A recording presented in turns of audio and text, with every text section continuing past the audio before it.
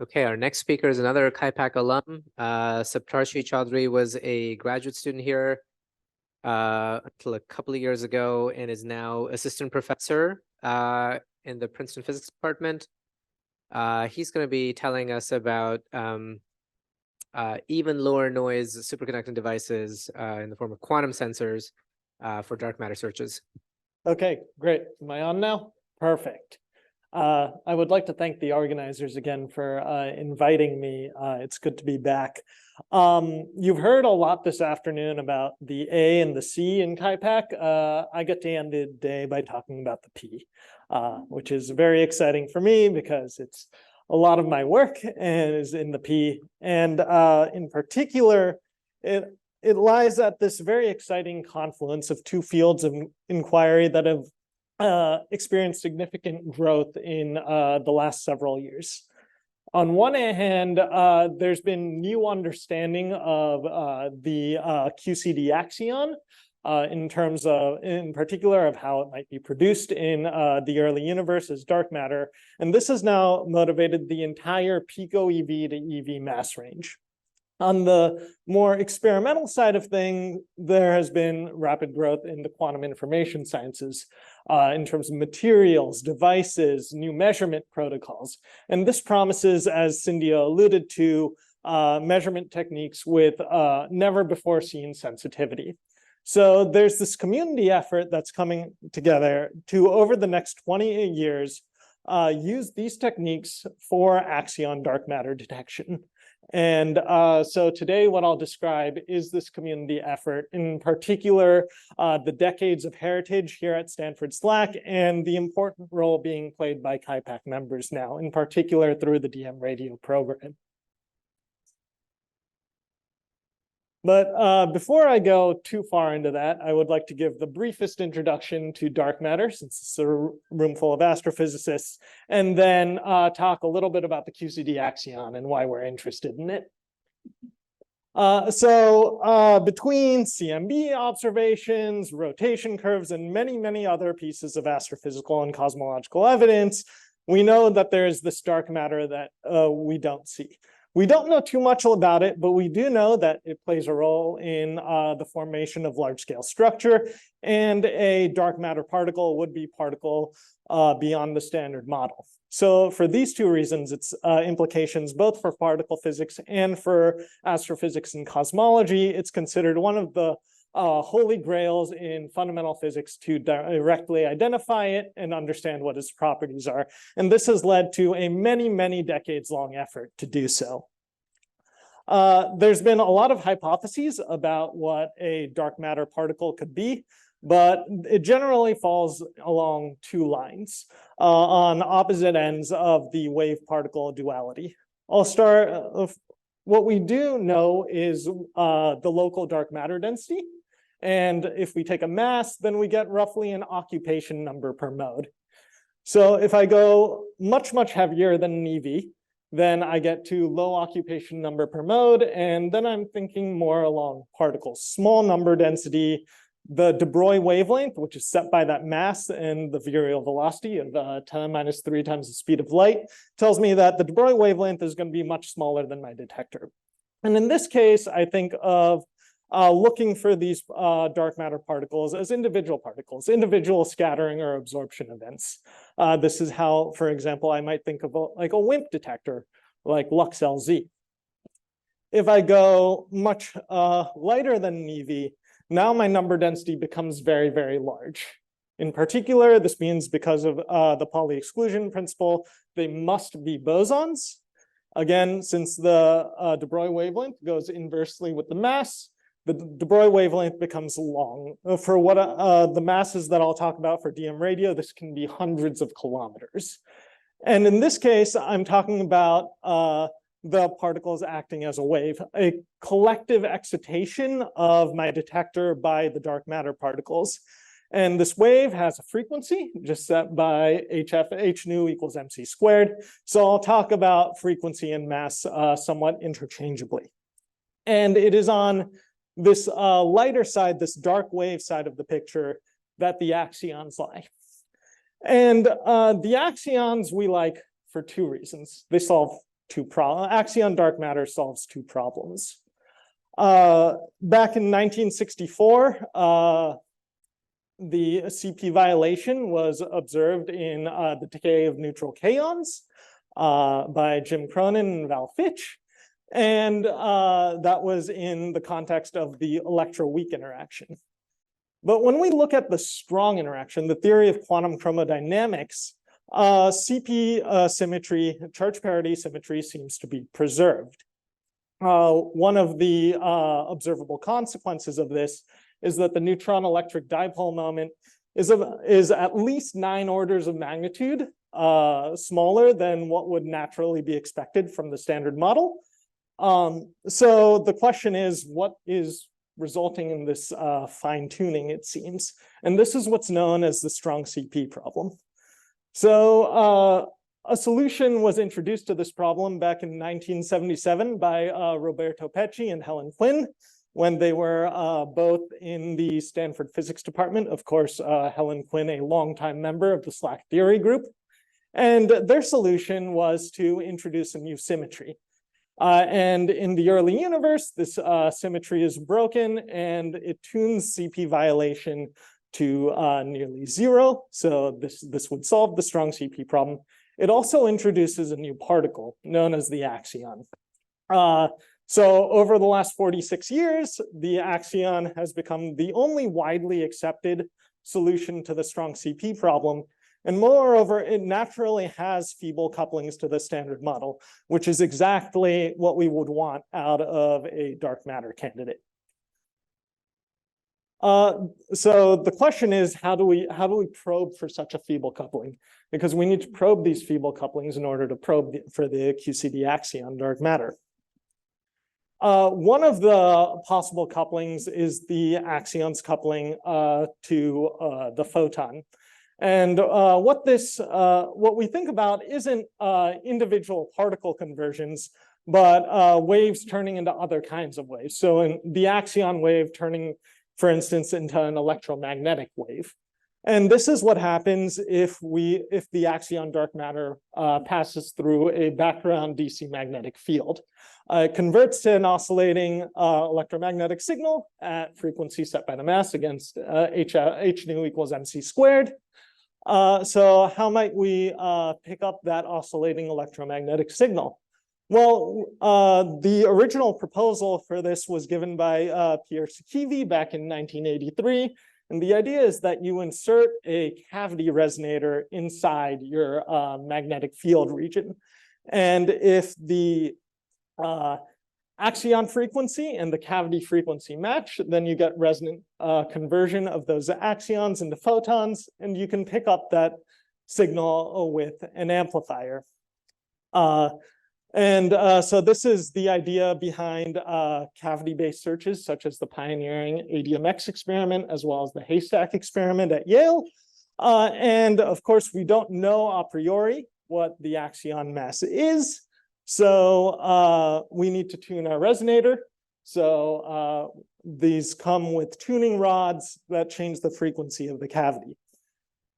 Now, this idea works well at mass frequencies above about 300 megahertz. Once you're below 300 megahertz, say much below 300 megahertz, making a free space cavity becomes very, very large. For instance, a 300 kilohertz free space cavity would be about 1 kilometer long in physical dimensions. So what do we do instead? Well, we look to make the electromagnetic analogy of a cavity down at low frequencies, which is just a lumped LC circuit. The way that you can think about this is, again, because the axion converts to photons, we can write down Maxwell's equations with this axion modification, and the axion shows up as an effective electromagnetic current that is parallel to the magnetic field. And we're in this quasi-static limit, so currents create oscillating magnetic fields. And the idea is then we just have an inductive pickup. The oscillating magnetic field creates a voltage in our LC circuit, and if the axion frequency matches the LC circuit frequency, then we get resonantly enhanced currents, that can be read out with squid, for instance. And again, we need to tune this because we don't need to know the mass. So we can tune it with either a variable inductor or a variable capacitor. And the exciting thing for me as an experimentalist is much of the parameter space for axion dark matter is completely unexplored. So I'll show a couple of different plots that look like this, where the x-axis is mass and the y-axis is the electromagnetic coupling strength. The yellow region there is the QCD axion band, basically the range of couplings in which an axion dark matter particle could also solve the strong CP problem. And there are sort of two benchmark models that we use in the community, the KSVZ and DFSZ models. And as you can see, about of the 12 orders of magnitude in mass for the QCD axion, approximately an octave of it has been probed. So the question is, how do we probe the rest of it? I will also make a break here at around 1 micro EV and to explain the detection techniques. And this break is also motivated by the axion's the symmetry breaking scale with respect to inflation. You can ask this Peccei-Quinn symmetry whether it is broken before or after inflation. If it's broken after inflation, then its mass is greater than a micro EV, and if it's broken before inflation, then the mass is less than a micro EV. And for a very long time, it was thought that pre-inflationary axion dark matter could not be a dominant fraction of the dark matter because it would be overproduced in the early universe. But about 5 years ago, there was this pair of papers by Peter Graham and company and Alan Guth and company showing that this is incorrect. And there are actually natural production mechanisms for pre-inflationary axions that would give an order 1 fraction of the observed dark matter abundance today. So it is in this pre-inflationary window that DM radio looks to search for axions. So this brings me to the dark matter radio program. We are the merger of two Pathfinder experiments, Abra 10 centimeter, which demonstrated operation with the toroidal magnet, but with a broadband rather than a resonant circuit. There is Chiara Salemi, then a grad student at MIT, now a KIPAC fellow here, just assembling the Abra 10 centimeter detector. And then the DM Radio Pathfinder, which had seed funding both from KIPAC as well as some SLAC LDRD funding, demonstrated the high-Q resonator technology and also set some limits on hidden photon dark matter. I won't talk about hidden photon dark matter other than to say it's another dark matter candidate, and looking for it is a lot like looking for axions, but you don't need the large magnetic field. So looking to the near term of the DM radio program, there will be 2 phases over the next 5 to 10 years. There's DM radio 50 liter, which won't probe down to the QCD axion models, but it'll start probing into that axion-like particle parameter space. And importantly, it will be a test bed for a lot of these quantum technologies that I'll talk about a little later in my talk. And then that's being constructed right now. And we're looking to take first science data next year. At somewhat higher masses, we are designing the DM radio cubic meter experiment. This is under design with the DOE Dark Matter New Initiatives Program. SLAC is the lead lab. And this will have the first QCD axion science of the DM radio program, probing the DFSZ axion over 30 to 200 megahertz. And we're looking to turn on around 2028.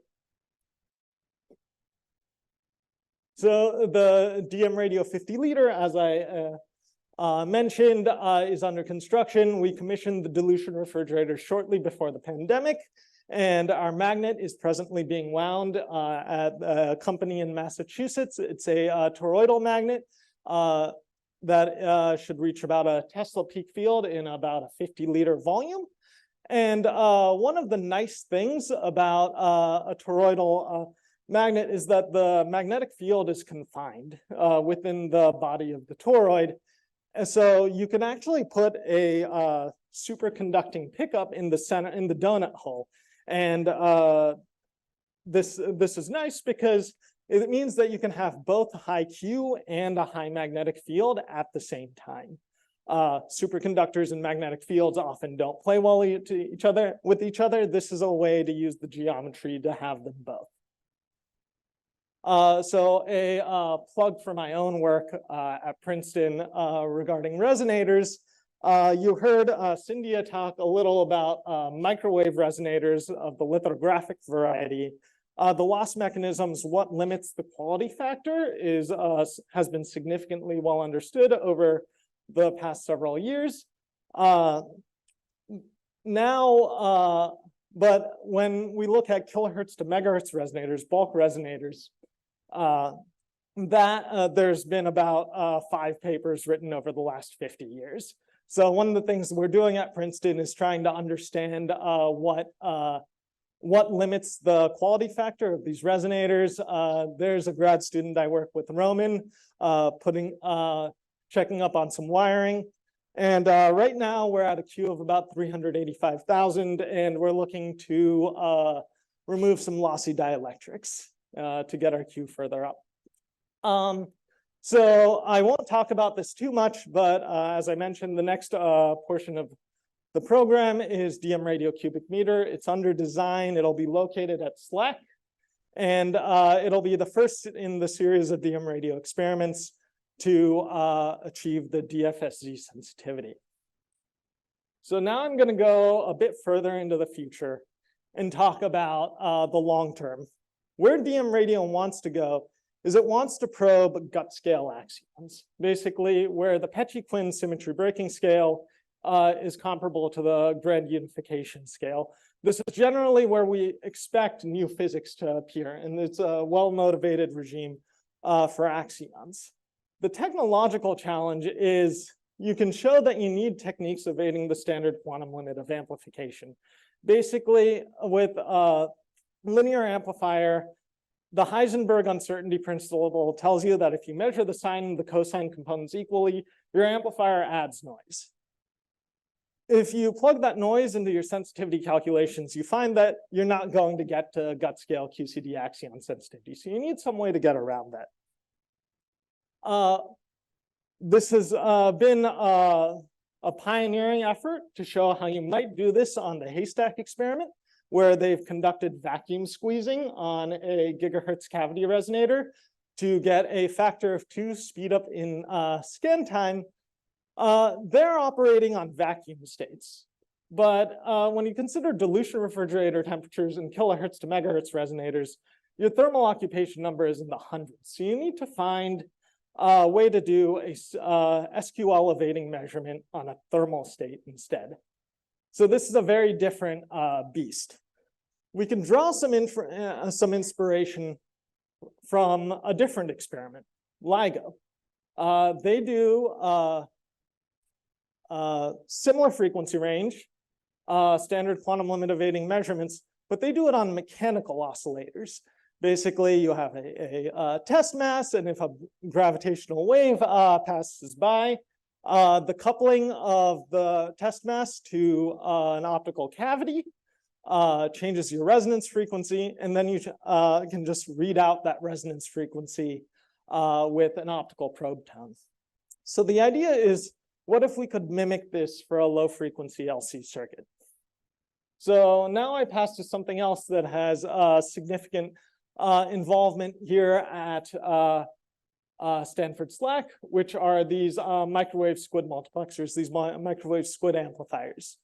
And there, what's happening is the input current that you might get from a TES signal is input into as a flux into an array of Josephson junctions, which changes the inductance in a microwave resonator.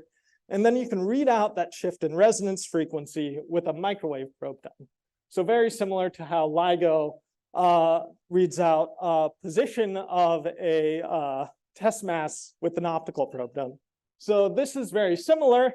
So this is the idea of the RF quantum up converter that is that has been devised for doing SQ elevating measurements in DM radio.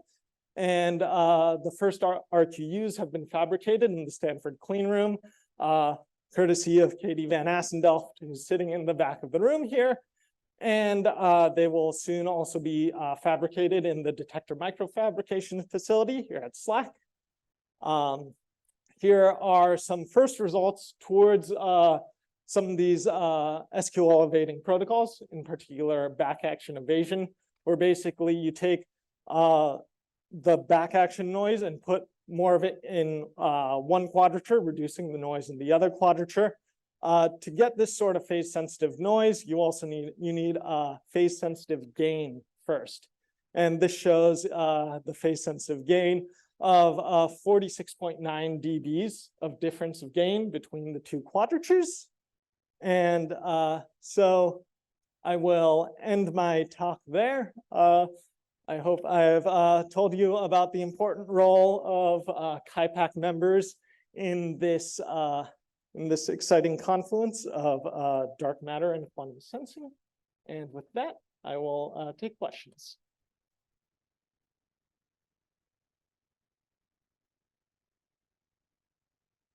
Thank you, Saptarshi. Questions?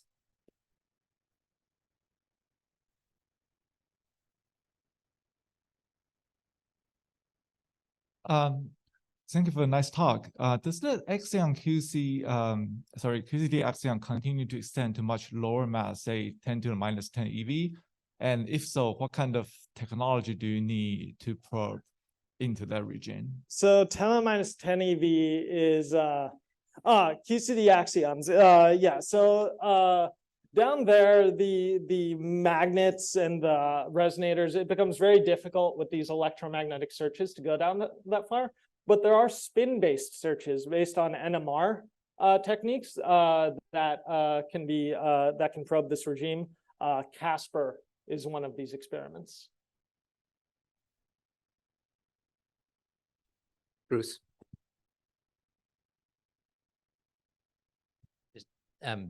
Curious to calibrate from a science engineering standpoint. Is something like DM radio a $10 million scale experiment, $100 million scale experiment, or a $1 million scale experiment? The meter cube version. Oh, so meter cube. So yeah, it's 20 to 30 million. Yeah, not too bad. Sure.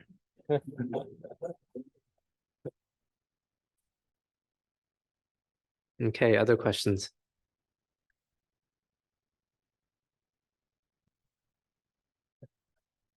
Yeah. I'm trying to understand the standard quantum limit. Yeah. You know, for LIGO, that's kind of a factor of 2 enhancement in sensitivity. So it's important, but obviously not transformative because they found gravitational waves without it. Is it similarly on this figure? Should I picture it as just a factor of 2, or is it a much larger boost in that? Yeah, so this is so for DM radio gut, we assume about a factor of 10. Okay. Yeah. So yeah, we can talk about this more offline about what there's a lot of work going on as to what actually limits the SQL enhancement, and it seems to be different in different regimes and with different protocols.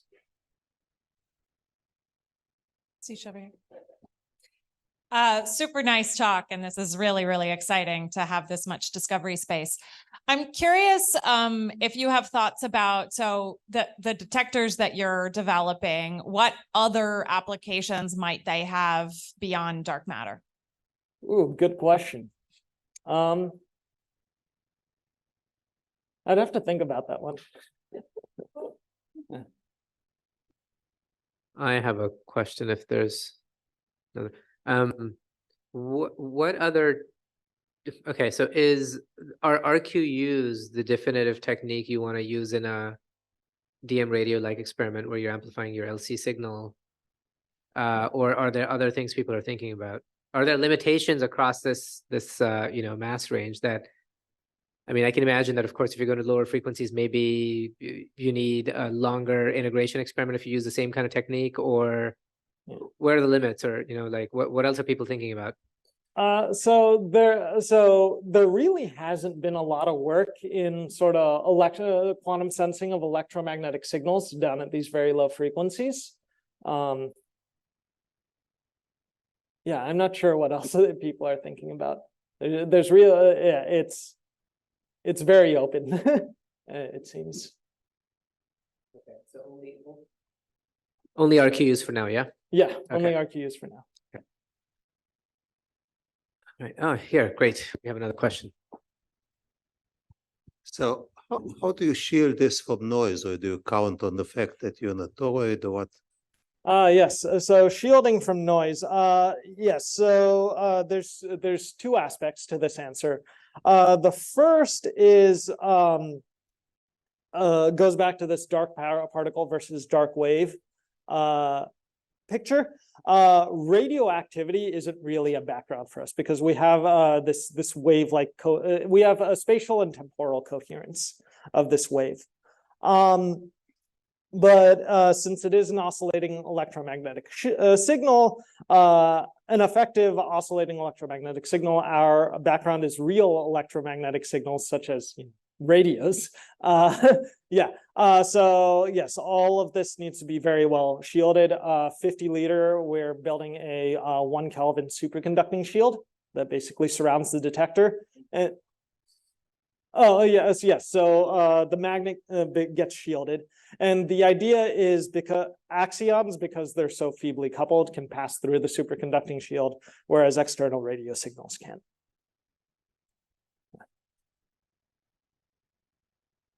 Okay, let's thank Saptarshi